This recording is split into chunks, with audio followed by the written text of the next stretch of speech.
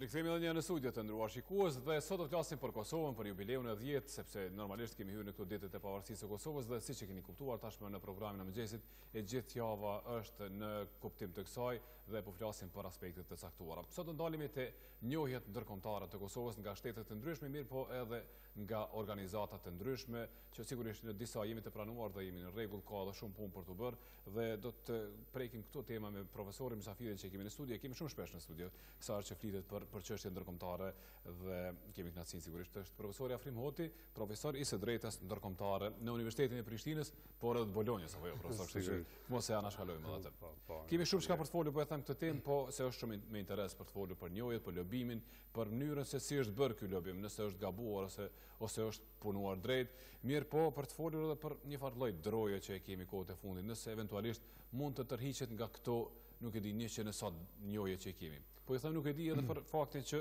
në fakt qarkullojnë edhe deklaratat e ndryshme. Dikush thotë që kemi mbi 110 njohje, dikush saktësisht 114, dikush 115, në fakt e dim sa i kemi.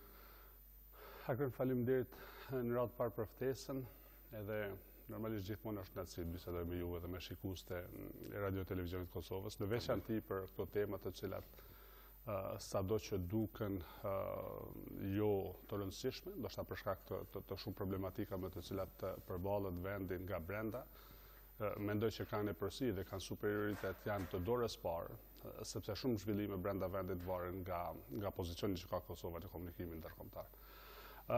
Kur i referohemi aspektit të njohjes, normalisht ne kemi parasysh faktin që njohja si fenomen vijen nga interesi, vijen nga një vendimi të caktuar i një shteti për të njohur rrethonat ose ndryshimin e rrethonave të krijuar mbi një territor të caktuar.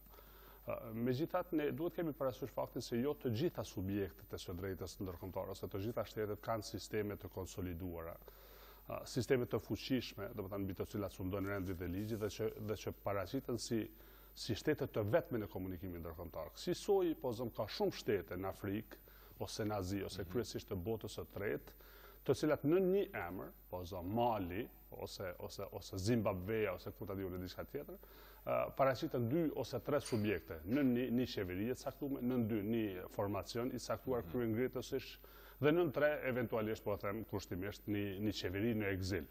Dhe mbi këtë bazë na krijohet gjithmonë hutia që vërtet cili është autoriteti kryesor që duhet na njoh. Kjo mbase pastaj na sjell tek situata të pakëndshme, të cilat në njërin anë bojnë që Kosova të merr një njohje nga një autoritet i caktuar, kurse një autoritet i caktuar ose tjetër nga i njëjti territor të kontestoj ose të del me një qëndrim krejtësisht kundër njohjes. Po ato letrat vinë, letrat e njohjes kredencialet. Gjithsesi nota verbale duhet të vije dhe ne i referohemi, ne kemi pas rastin kur autoritetet tona kanë dalë dhe kanë prezantuar letra të caktuara që konfirmojnë njohjen, por po e them që shtetet të caktuara nuk kanë sisteme të konsoliduara politike brenda territorit të tyre. Ka shumë autoritete të cilat pretendojnë ose mendojnë që vërtet kanë legjitimitet në qeverisjes së një vendi të caktuar dhe kjo mbase krijon huti në Komitetin Ndërkombëtar në përgjithësi, kurse për njohjen ose raportin e Kosovës me këto shtete në veçantë. Kjo ngutia tek ne mandej për thënë që na njohun një shtet edhe për të marrë merita dikush që e solli atë njohje.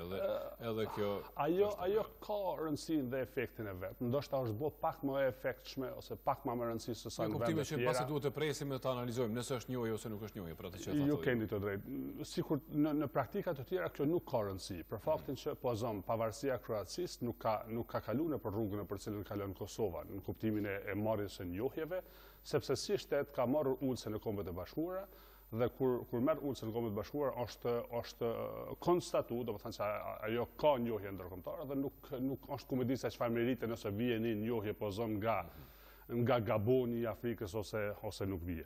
Në rastin e Kosovës, ndoshta për shkak të këtij kontestimit juridik dhe politik që në vazhdimsi në këtë 10 vjeçar të newbornit ose të babyt të Kosovës është përballë vendi, normalisht është trumbetuar me të madhe që të marrim sa më shumë numër të njohjeve, edhe pse sipas mendimit tim në raste të caktuara sikur është hiperbolizuar kjo çështja e njohjeve. Çfarë kuptimi?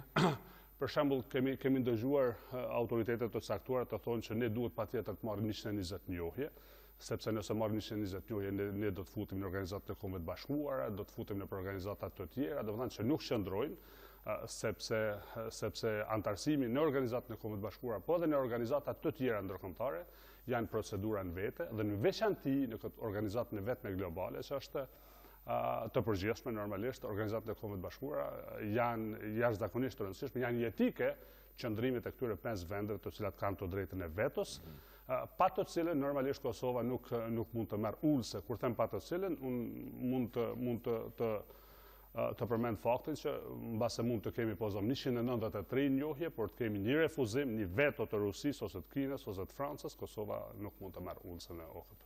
Po flasim edhe për atë, po domethënë ende këto që i thot, janë arsyet pse ende nuk e dim sa njohje i kemi. Mbase asnjë autoritet në Kosovë nuk mund të thotë që saktë kemi kaq njohje apo jo. Kjo është edhe ajo hotia që, si më thon, po çarkullon edhe në opinionin publik. Unë mendoj që ky është argumenti kryesor. Argumentet të tjera, pastaj jemi përballë me këtë në këto kohë të fundit, javët e muajit të fundit, që janë të lidhura me tendenca të shteteve të caktuara, pra po e them shteteve të cilat karakterizohen me sisteme fragjile të qeverisjes, të cilat kanë fillu gjoja, ose po them gjithmonë kushtimisht, kanë fillu procesin e tërheqjes së njohjeve, praktikë kjo e cila nuk është e njohur në të drejtën ndërkombëtare. Por nëse flasim po. Pra, mbi këtë bazë mendoj që në një jo legitimiteti i autoriteteve të caktuara qeverisë nëpër vende të caktuara, në dy tendencat për tërheqjen ose eventualisht rinjohjen e vendit janë praktika të pa njohura dhe këto shkaktojnë konfuzitet në kuptimin e numrit të saktë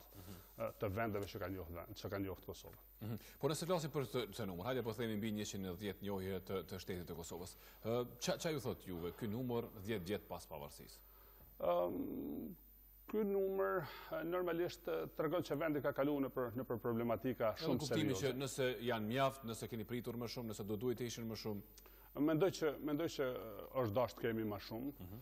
Siç e nisa fjalin time, mendoj që ky numër i njohjeve reflekton vështirësitë nëpër të cilat ka kaluar vendi, sepse kanë qenë të njohura botërisht problematika ose vështirësimet të cilat do të përballeshte Kosova pas shpalljes së mbetësisë së saj, megjithatë është pritur që një numër relativisht i vogël ose shumë më i vogël se sa aktualisht, por refuzojnë ta njohin vendin, do të stagnonin ose do të suspendonin vendimet e tyre për njohje. Në këtë dritë mendoj që kemi shumë faktorë të cilët kanë ndikuar qoftë në mënyrë direkte ose indirekte për të mbajtur pezull, nëse jo krejtësisht duke kundërshtuar njohjen e Republikës Kosovës, duke mbajtur pezull njohjen që për Kosovën është parakusht për ecje dhe dinamik përpara. Megjithatë, mendoj që nuk është edhe numër që duhet të nënvlerësohet, shumë ma tepër për faktin që ma shumë se sa 50% të antarëve të organizatës kombeve të bashkuara kanë njohur Kosovën, dhe kjo në një farë formë në kuptimin politik, jo në kuptimin juridik, sepse kuptimi juridik nënkupton një procedurë tjetër të antarësimit tjera, por në kuptimin politik je vlerë të shtuar dhe i shton legitimitetin e shpalljes së pavarësisë dhe heq mjegullën, heq kontestimin juridik ndërkombëtar për shtetin e ri të Kosovës. Po du ndale pak edhe të lobimi që është bërë, sepse e dim që brenda kësaj periudhe kemi pasur disa ministra të jashtëm që sigurisht e kanë bërë punën e tyre, dikush më shumë e dikush më pak, nuk e di nëse mund ta bëni ju një analizë të tillë, po si janë qasur lobimit tek shtetet e caktuara, edhe si më thon, po si shtesë më pas, tek këto marrëdhënie që duhet t'i mbajmë edhe me shtetet që na kanë njohur, se mos eventualisht po i harrojmë këto shtete që na kanë njohur, që janë diku edhe në Afrikë për shembull, që nuk është se kemi kontakte të shpeshta. Mendoj që çështja e te lobimi fillimisht. Po. Çështja e lobimit dhe politikës së jashtëm mendoj që do të shpjegoshte më së miri me trenin, në kuptimin që udhëheci i politikës së jashtme, në fakt që është ministri i punëve të jashtme, do duhet, që për mendimin tim ka mbajtur në të shumtën e rasteve, kanë qenë në pozicione të mira, në kuptimin e mbajtjes së kontakteve dhe të lobimit për atë sa është e mundur ose për atë sa ka pasur kapacitet për të vepruar. Por në të njëjtën kohë përpos trenit ose timonierit të trenit, ne duhet të kemi edhe vagona të tjerë, domethënë këtë strukturën hierarkike të ministrisë së jashtme, e cila qoftë përmes shërbimit të jashtëm që kemi ambasada, konsulata të tjera jashtë vendit, ose përmes autoriteteve nga brenda, përfshi edhe legjislacionin, presidentin, tjera, do duhet të mbante në kontakt të promovonte, sepse fundja fundit çështja e njohjes nuk është qëllimi final i një shteti, por çështja e njohjes nuk kupton vetëm hapjen e dyerve ose të portave për të vazhduar, për të filluar në radhë parë dhe pastaj për të vazhduar komunikimin e matëm të vendit. Në këtë dritë unë kam përshtypjen, ose të paktën më aq sa kam mund t'i përcjell, kam pasur përshtypjen që me një numër relativisht të madh të vendeve, pas marrjes së notës së njohjes ose të njoftimit për njohjen janë humbur krejtësisht kontaktet e le mos që nuk është menduar që të intensifikohen ose avancohen raportet e Republikës me këto vende. Mendoj që kjo reflekton një lloj mungese të konsolidimit, të institucioneve që janë marrë me politikën e jashtme, dhe ky konsolidim normalisht vjen ndoshta për arsye të ndryshme, për shkak të mungesës së përvojës. Ne duhet ta pranojmë faktin që kemi mungesë përvoje, kemi mungesë kapacitetesh, jo vetëm politikën e jashtme, por edhe në shumicën e sektorëve qeverisës në vend. Edhe pse përqendra reale shumica e këtyre njohjeve nuk e di nëse janë shumica, apo kanë ardhur edhe për shkak të miqve tonë, apo jo. Qoftë për shkak të miqve të tyre, qoftë për shkak të lobimit direkt që ata e kanë bërë në radhë parë. Në trendet aktuale, në zhvillimet aktuale politike që karakterizohen nga një dinamik kaq e madhe, domethënë komunikim i përditshëm, madje disa herë në ditë, është e pa imagjinueshme që të mendohet mbajtja e lidhjeve dhe komunikimi vetëm një shteti, e aq më parë një shteti të vogël me mungesë të theksuar, mungesë serioze të kapaciteteve. Në këtë dritë mendoj se kemi pasur fatin e jetës, domethënë si rrallë herë në histori, bile pa dashur një hy në fushë historianëve, nuk besoj se kemi pasur në herë në një fazë të caktuar të historisë mbështetje kaq të madhe të qendrave të fuqishme të politikës botërore, nuk di në herë në histori kur shqiptarët në përgjithësi dhe Kosova në veçanti të këtë pasur në krahun e vet, pozom Londrën, Parisin, Berlinin, Vjenën, Washingtonin, tjera. Dhe ky fat i mirë, ky fat historik, normalisht na ka dhënë mundësinë që aty ku nuk do të mund të mbrinte dora e institucioneve të Kosovës të përdorishin kanale të tjera të komunikimit për të përçuar mesazh ose për të dërguar zanin e vendit tek vendet të caktuara. Mbi këtë argument, dorë në zemër, besoj që shtetet tona mike kanë dhënë kontribut të çmuar, kontribut i cili në asnjë moment nuk mund dhe nuk duhet të nënçmohet. Po, në anën tjetër, po dalim edhe pak të lobime, që e dim që kemi Serbinë me aleatët e vet që gjatë gjithë kohës bëjnë lobim kundër pavarësisë së Kosovës, apo jo. Edhe ju i përmendet pak shkarazi edhe tërheqjet, edhe këtë diskutimin për tërheqje të njohjeve. A mund të ndodhë një tërheqje, edhe kur mund të ndodhë një tërheqje e njohjes në rastin konkret? Kam pasur rastin të jem në studime me një mbesën e ish kryeministrit Zoran Xhixhit, kryeministrit të ish kryeministrit normalisht mbi të cilin u bë atentat vite më parë, e cila është angazhuar në politikën e jashtme dhe kohë pas kohë eventualisht kur kemi komunikuar nëpër forume të ndryshme ndërkombëtare, nuk e ka pasur absolutisht problem të thekson faktin e mbajtjes së një dinamike të jashtëzakonshme të politikës së jashtme serbe dhe në fakt më ka shërbyer argument ndoshta me bëni komparacion në mes të qenit aktiv të kundërshtarëve tanë dhe eventualisht fjetjes sonë ose jo aktivitetit të institucioneve tona nëse jo për siguruar njohje, të paktën për të mbajtur kontakte ose mos të lënë hapësira për vende të caktuara për të krijuar dilema ose konfuzion. Si rezultat në këto muajt e fundit jemi përballë me këtë fenomenin e tërheqjes së njohjes, se sipas mendimit tim e kam thënë disa herë, madje edhe për shtëpinë tuaj të nderuar informative që njohja është e pamundur të tërhiqet, të paktën në kuptimin teorik ose si praktik ndërkombëtar deri me tani është e panjohur për faktin që nuk mund të themin dëgjoj unë sot po e njoh një rrethon ose një realitet të krijuar mbi një vend të caktuar. Kurse një parti tjetër politike dhe kurse nesër për shkak të bindjeve të ndryshme, madje ndoshta për shkak të ngjyrës syve mund të them se jo tash nuk po e njoh. Domethënë ne mund të shkëpusim marrëdhëniet, mund të futemi në luftë, mund të krijojmë tensione të ndryshme bilaterale, por nuk mund të çnjihemi. Pra, si praktik ka qenë dhe mbetet plotësisht e panjohur, ndonëse po them edhe një herë shtetet të caktuara, ndoshta për shkak të qenit jo shumë serioze, i nënshtrohen presioneve të caktuara të filan ministrit ose të qeverisë të caktuara, ku e di, ndoshta qeveria serbe me mbështetjen e qeverisë ruse, ndërlidhur me interesa ku ta di gjeostrategjike, mund të lëshoj pe, sepse fundja fundit, tash në kuptimin teorik, ne mund të themi që nga 1945 taekwondo dhe lufta është ndaluar. Do të thënë me kartën e Organizatës së Kombeve të Bashkuara, lufta expressis verbis në mënyrë taksative është ndaluar.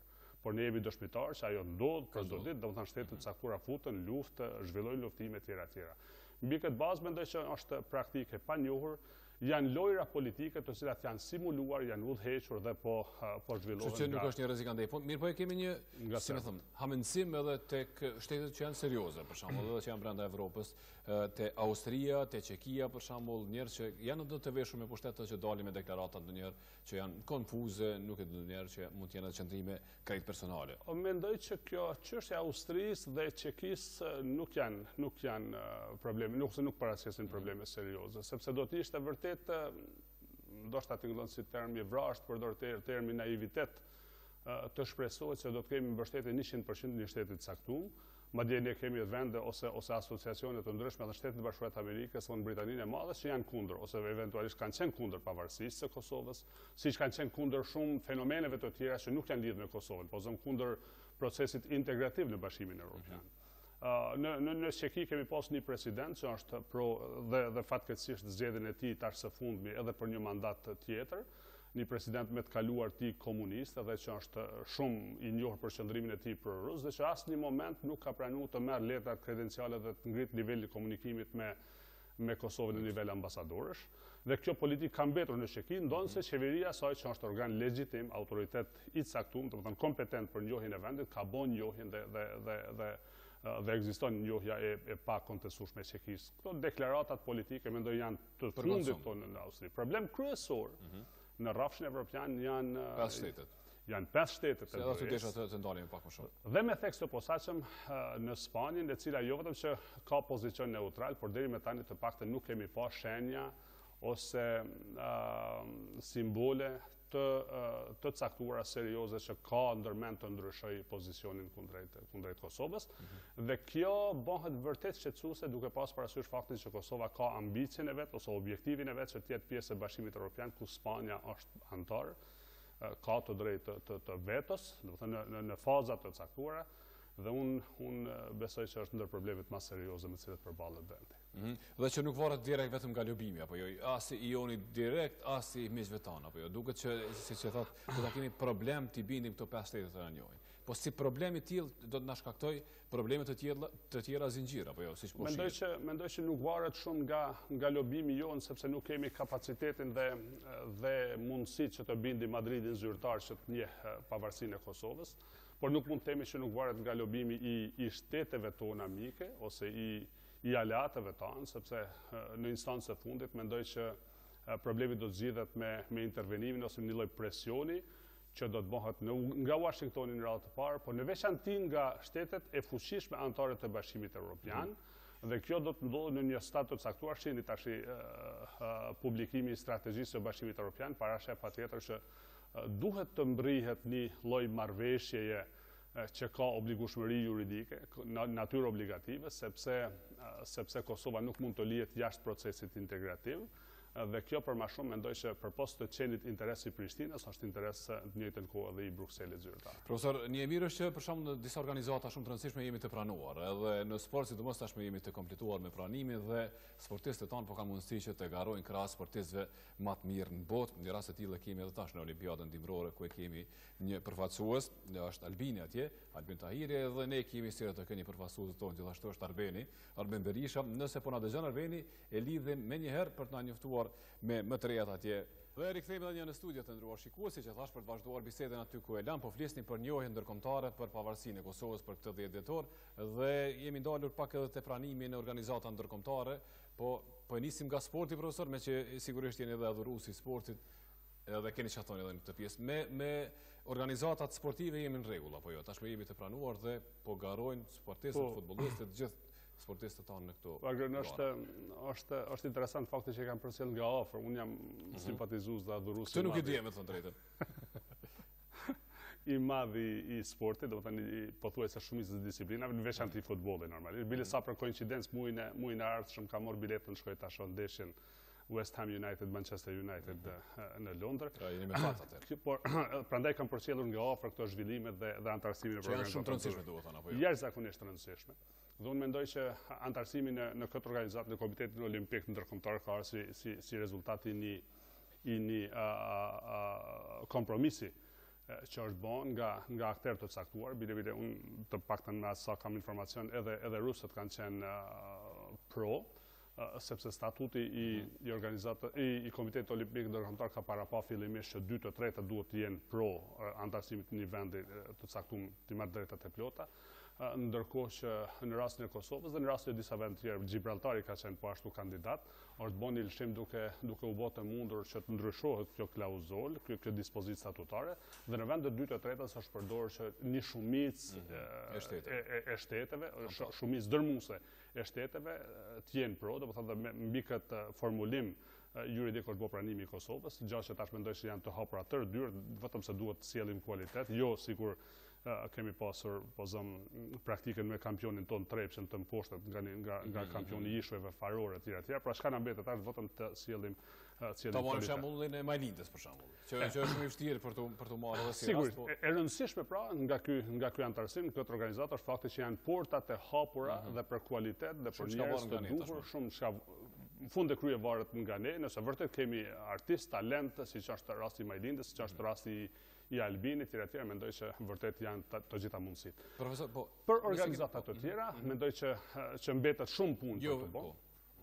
Mbetet shumë punë për të bërë, për faktin që jemi shumë pak të antarësuar, ose ka numër relativisht të vogël të vendeve të organizatave të caktuara ku Kosova është antare, ndonse mundësitë madje jo vetëm politike, po edhe juridike ekzistojnë. Kemi provuar vetëm në UNESCO, mendoj se janë edhe një listë e organizatave të tjera, të cilat janë pjesë organizatës Kombeve të Bashkuara, por të cilat nuk kërkojnë a priori të qenit antar. Çka kërkojnë thjesht angazhim? Kërkojnë votimin, kërkojnë lobimin dhe numrin e saktuar të votave, por nuk kanë pengesa juridike, po të themi që ju mund të futeni në organizatën ndërkombëtare të punës, nëse jeni antar i Kombeve të Bashkuara. Kjo mendova kërkohet një angazhim shumë i madh edhe i faktorit vendor. Edhe një pyetje për një përgjigje të fundit, profesor. Nëse ishim kthy 10 vjet më herët në ditën kur u shpall pavarësia dhe me paramendu ta realizojmë këtë intervistë 10 vjet mrapa, si e shihni ju? A jemi aty ku ju e kishit paramenduar atëherë? Jo, unë mendoj që fëmia është rrit për me shëndet të ligë, sepse shteti ka lind, fëmiu ka lind, ai po ecën përpara, do të thënë vitet po ecin, ka qenë detyrë jona që ta ushqejmë shëndetshëm dhe që vërtet të ketë një trajtim ose një dukje të mirë. Do të thonë rritjen e tij kemi gabuar diku. Mendoj që rrita e tij është përcjellur me shëndet të ligë, me problematikë. Unë do t'i veçoja dy segmente. Në një sundimi i ligjit të i rendit, në 2 meritokracia. Kaq mjafton besoj. Shumë faleminderit profesor që ishit në studion e programit të mëngjesit. E di që kemi shumë çka për të thënë se është një temë jashtëzakonisht e gjerë, po kemi folur edhe herave të tjera me ju. Faleminderit shumë për ftesën. Shumë faleminderit për kontributin. Të nderuar shikues, për mbyllim këtë me këtë pjesë, ja kaloj tani fjalën Delfinës për të lajmëruar edhe materialet, lidhje të tjera që keni mundësi të ndiqni.